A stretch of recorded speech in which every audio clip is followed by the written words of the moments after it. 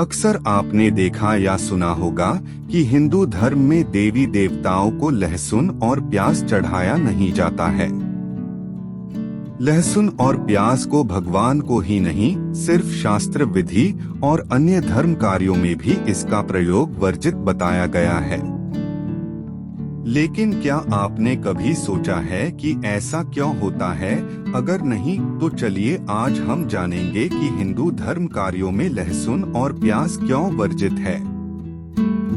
हमारे हिंदू धर्म में अनेक मान्यताएं प्रचलित है जिनका हम पालन भी करते हैं। शास्त्रों में विशेषकर प्याज और लहसुन भगवान को चढ़ाने से मना किया है, इसीलिए इन दोनों को किसी भी धार्मिक कार्य में प्रयोग नहीं किया जाता है और व्रत या उपवास में इसे खाया भी नहीं जाता है।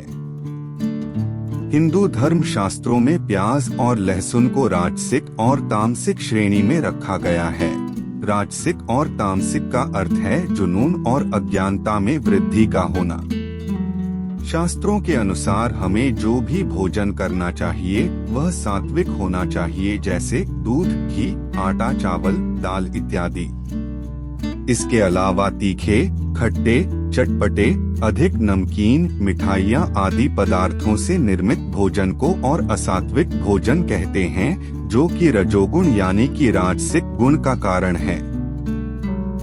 लहसुन, प्याज, मांस, मछली, अंडे आदि ही अपवित्र भोजन है और यह तामसिक यानी कि राक्षसी प्रवृत्ति का भोजन कहलाता है। हमें इन्हें सात्विक प्रवृत्ति के भोजन में कदापि ग्रहण नहीं करना चाहिए, अन्यथा रोग, अशांति, चिंताएं, क्लेश, क्रोध और अज्ञानता बिन बुलाए मेहमान की तरह प्रवेश कर जाते हैं। इसीलिए पुराणों में लहसुन और प्याज का प्रयोग रसोई घरों में निषेध माना गया है। लहसुन प्याज से जुड़ी एक पौराणिक कथाएं भी है, जिसके कारण लहसुन प्याज धर्म आदि कार्यों में वर्जित है। जिसके अनुसार जब समुद्र मंथन से अमृत का कलश निकला था, तब भगवान विष्णु सभी देवताओं को अमर होने के लिए अमृत बांट रहे थे। उसी दौरान राहु केतु नाम के एक राक्षस ने रूप बदलकर देवताओं के बीच आकर बैठ गए और ऐसे में गलती से भगवान ने उन्हें भी अमृत पान करा दिया। और जब पता चला भगवान को कि यह एक राक्षस है, तब भगवान विष्णु ने उनका सर सुदर्शन चक्र से काटकर अलग कर दिया।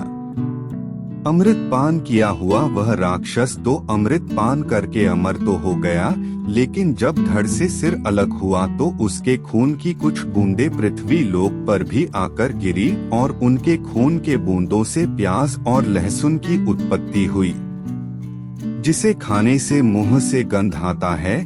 इसीलिए कहा जाता कि प्याज और लहसुन में राक्षसों का वास है। हालांकि अमृत से उत्पन्न होने के कारण इन दोनों में रोगों से लड़ने की क्षमता होती है, लेकिन राक्षस के खून से उत्पन्न होने के कारण यह देवी देवताओं अथवा अन्य धर्म कार्यों में से इसे दूर रखा जाता और भगवान को नहीं चढ़ाया जाता है। इसके अलावा प्याज और लहसुन के अधिक सेवन से मनुष्य का मन पूजा अर्चना में नहीं लगने लगता है और दूसरे कार्यों में अधिक लगता है, इसलिए इनका प्रयोग पूजा अर्चना में नहीं किया जाता है।